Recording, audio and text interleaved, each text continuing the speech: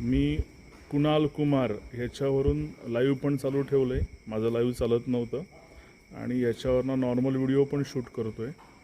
आत्ताची जी प्रोसेस आहे नियमानुसार ती म्हणजे म्हशीला पूर्ण खाली करून घ्यायचं आहे आणि संध्याकाळपासूनचं आपल्याला दूध मोजायचं आहे. A3 नंबरची म्हैस खाली मेल काफ विऊन तिला 1.5 महिना झालेला आहे.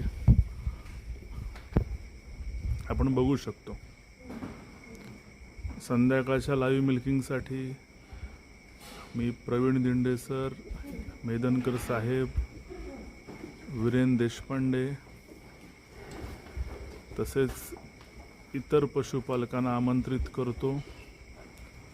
लाईव्ह मिल्किंग सोबत चहापानाचा लाभ घ्यावा, सेवेची संधी द्यावी अशी विनंती करतो. आपण बघू शकता.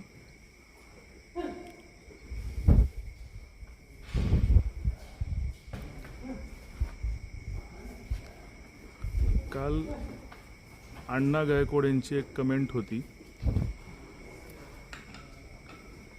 की भैये पाणी का वापरत नाही किंवा भैये कास धुवून दूध का काढत नाही. त्यांचं असं म्हणणं होतं की ते उष्ट दूध असतं बच्चाने पेलेलं.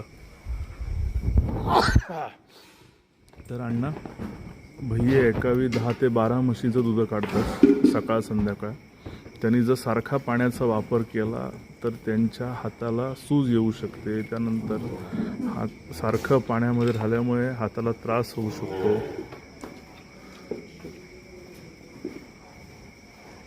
शक्यतो भैये हे दूध काढताना कास धुवत नाही. आपण एक प्रयत्न करावा त्यासाठी.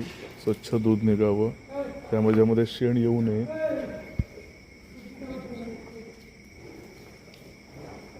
की आपण कास धुवून घ्यावी पाण्याने पहिल्यांदा.